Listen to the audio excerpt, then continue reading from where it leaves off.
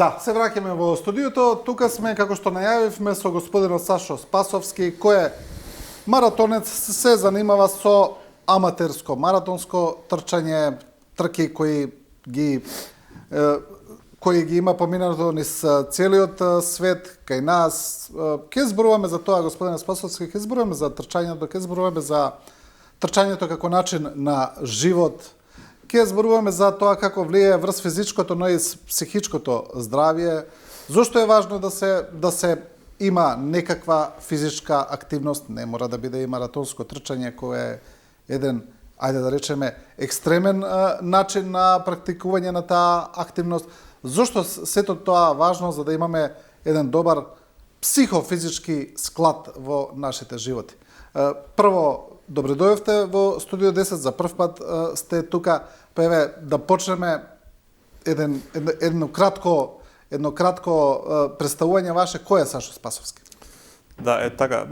Пред се ви благодарам за поканата да гостувам денес во емисија. Баш ми е задоволство што ќе поразговараме на вака убава, позитивна тема, би рекол, во нашето општество.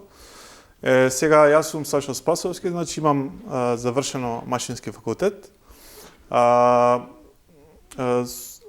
Веќе 15 на години патувам низ светот, со моето професионално искуство, неколку позиции каде што го прошетав светот низ Африка, Азија, на многу проекти, научив многу од животот, самиот живот, значи, ме води некако, благодарен сум на тоа да научам многу од различни аспекти на ова живење, така да целиот тоа креирање постепено низ годините ме издигна на некое друго поразлично ниво и затоа и благодарен сум што креирав и тим, еве и започнав и со трчање, веќе 10-та година ми е ова јубилејна од првата моја трка, ќе спомнам и тоа која ми беше првата моја трка. Креатор на тим, повеќе од 200 членови имав и така да тоа ми е основата. Да, ќе зборуваме за се ова што го кажавте вака вие во вашето представување, за се помалце ќе зборуваме. Еве да почнеме со трчањето. Кажавте 10 години се занимавате со тоа. Како почнавте? Како почнавте воопшто да трчате и како сето тоа се разви во маратонско трчање? Да, значи од секогаш практикувам спорт, бидејќи имам заклучено дека кога сум спортски активен, самите, бидејќи еве ќе спомнам, јас сакам психологијата, јас сакам науката, енергија, фреквенции, како човечкото тело е скроено, така да на тој начин што ги изучувам сите тие методи, имам заклучено дека кога си физички активен, телото и мозокот сигнализира позитивни вибрации. Кога сме навикнати на некоја активност, едноставно самиот ум и тело ни се менува. Така да од секогаш сум бил активен со фудбал, возење велосипед и така натака. И баш кога патував низ Африка, еве низ многу проекти, бидејќи малку е турбулентен тој живот, многу проекти, не си присутен дома месец-два, на секакви проекти имам патувани низ Африка. И во тој стрес и движење низ различен живот, почнав се почесто да практикувам спорт, медитација, психологија, читање и така натака. И така се случи пред точно 10 години, како што спомнав, во ноември, во Либан бев на проект и се запишав на полумаратон, се пријавив, каде што истрчав прва полумаратонска трка и ми беше многу такова. Колку е должината на полумаратонот? Па полумаратонската трка е 21 км, а маратонската е 42 км. Иначе да. Тогаш го истрчавте првиот полумаратон? Да, првиот полумаратон имав доживеано чувство што беше нешто ново за мене, бидејќи во животот некако е убаво чувството самите да се победуваме, да движиме напред, да си имаме некои цели кои си ги поставуваме, затоа и трчањето ми почна како убава животна акција, каде што се победуваш себе си, движиш напред, имаш некои цели кои што сакаш да ги достигнеш. Но и вие за да го истрчате првиот полумаратон, сепак сте биле физички подготвени пред тоа.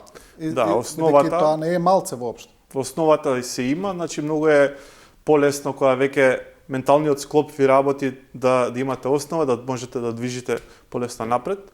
Сега за се си треба некако време, спремање. Јас имам така една интересна филозофија, може да спомнам и за оние кои што сакаат тек да почнат да спортуваат или се мислат секогаш или не го отскокнуваат тој момент. Значи секогаш еве гледано по психологијата на нештата, доколку има многу луѓе, тоа е капацитет на психологија, има многу луѓе каде што имаат желба, како и сите од нас, имаме желба, но има момент каде што, ја го викам тоа, е вложена енергија и време наспроти напорот. Сега напорот е оној момент каде што секогаш почнуваме, но ни вели дека нели телото се бори со нештото ново, нова динамика, дека нова ова е активност. тешко, дека не е лесно. Сега многу луѓе се откажуваат во тој момент. И еве затоа исто ќе испратам една порака. Не ја гледајте крајната цел, туку секогаш гледајте го моментот каде што ве води процесот низ нештата. И кога ќе почнете еве на пример од првата активност, ако е една недела, 10 дена, интересно е тоа што телото некако движи, после 10 дена мозокот почнува да собира нови информации дека се навикнува на нека нова активност. И тогаш го поминуваме тој процес на напор, каде што телото ни детектира и ни вика чекај повлечи се ова нешто ново. Но ако го поминеме тој дел, телото почнува да гледа дека се навикнува на нешто ново, нешто убаво. Е така почнуваме да си создаваме некоја нова активност, нов начин на живот. И кога почнавте пред 10 години, како што кажавте во Либан да трчате, потоа тоа се разви во една ваша, да речеме, пасија. Потоа како се развиваше целиот тој процес? Значи, после трката во Либан, во Бејрут, каде што беше многу убаво чувство, исто така и Бејрут е така едно прекрасно, интересно место, каде што исто не потсеќа на нас македонците. Има така интерес, може тоа да спомнам така, како интересен момент на живење, доста се така слични на нас, спиритуални, уживаат во добра храна, во добар живот, хедонисти, нели има многу политички влијанија и таму. Енергијата има малку... Но вака кога слушаме за Бејрут, стално имаме впечаток дека таму е војна, бомбардирање, да. Таква перцепција имаме. Да, баш така. Значи, многу е различно гледиштето од страна и таму кога сте присутни, како и за многу земји ни светот кај што сум бил, низ Африка, Азија и така натака. Сега Бејрут, на пример, има многу специфика каде што тие имаат интересна култура, многу историја, многу испреплетени народи и нации кои биле присутни таму. Убава историја има и интересно е што се многу слични на нас во духот, во спиритуалноста и така натака. И јас исто така пред да одам на проект во Либан, бев онака скептик што ќе се случи, баш ме убедува од работава дека ќе биде супер место, убава локација и верувајте дека е една од поубавите локации кај што сум ги посетил покрај маратонот. Што ми е потоа кога се разви сето тоа маратонско трчање, каде се бевте од тогаш? Кои локации се ги поминавте?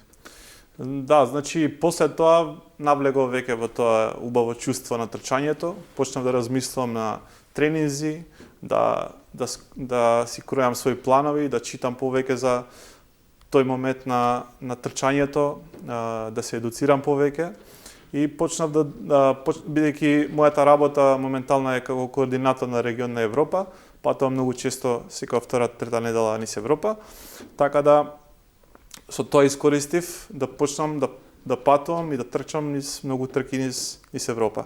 Така да имам посетено повеќе од 60 земји низ светот. Европа скоро цела имам посетено. Имам секакви искуства, интерес на Европа и секој континент некако си е различен и свој. Би кажал еве на пример би тргнал во таа насока да спомнам дека на пример во Европа ние сме некако многу историски, има некој убав дух и шарм, но некако сме многу и заглавени во историјата. За разлика од азијците, на пример, се некако различно скроени ментално и затоа и движат некако со технологиите многу напред во денешно време, каде што ние европјаните некако сме заглавени во тој дел и се уште се обидуваме да движиме напред. еве сега во Африка, например, па сосема различен свет. Сум имал секакви позитивни и негативни искуства. Така. За Африка е интересно дека исто така имаме една представа, перцепција дека тоа се некакви сиромашни земји, џунгли, но се разбира дека го има тоа, но има и прилично развиени градови за кои значи многумина би се зачудиле дека се во Африка. Да, има, но мислам дека не се во голем број, бидејќи за жал бедата и таа некоја политичка или црпење на некои европски земји на афричкиот колониализам. континент, да, што се уште е присутен и не може да опстојат тие некако да си се индивидуални во развојот. Тоа, например, многу ги кочи и ден денес се уште е присутно за жал тоа. Но е така прекрасна земја, народот е многу спокоен, многу се отворени, многу топлина може да добиеш, така да неколку земји имам посетено таму е стварно посебен впечаток. Да, добро, да се вратиме на трките. Кои се вака овие меѓународни маратони ајде да речеме најистакнатите на кои сте биле, на кои сте трчале или најпознатите? Да, значи имам трчано во како така посебно чувство во Чикаго на маратонот, Берлин маратонот, значи имам предизвик сега во последниве години да ги заокружам сите меѓор маратони. Така ние сме во Македонија сме еден интересен круг на трчачи, би рекол, каде што сите се познаваме меѓу себе, делиме на убава енергија меѓу нас. Има неколку момци каде што па и девојки каде што ги имат заокружено сите тие меѓор маратони. Има такви кои ги имате стрчано сите? Да, има неколку момци. Бидејќи нели се финансиски захтевни, треба и време и енергија многу вложена во тоа. Но бидејќи тука да појасниме за гледачите, не се работи за некаков вид на професионално занимање со ова, па така вие немате поддршка некаква финансиска од клубови, да, од федерации и така натаму. Ова е сепак ваш личен напор и аматерско трчање кое го финансирате вие и тие останатите сами. Да. Индивидуално, освен некои спонзори ако се случат, но тоа е реткост.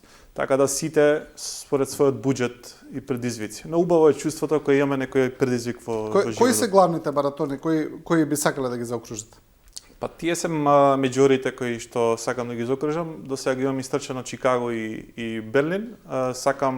Имам платено во Лондон, Њујорк и наредните години сакам да ги заокружам Бостон, Токио и сега исто вклучуваат тие меѓор маратони, тоа се како посебен круг на меѓори.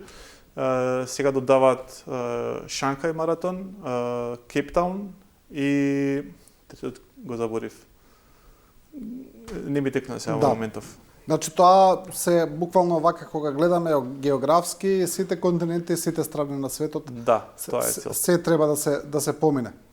Тоа е целта, да, и така ти создава некој предизвик. Имаш некоја цел, движиш кон тоа и работиш. И, например, самиот маратон не е лесен процес. Потребно е доста вложено време, доста вложена енергија, финансиски, енергетски, да покрај трчањата и тренизите кои што се најмалку по 100 километри неделно, теретаната, зајакнување на корот и така натака.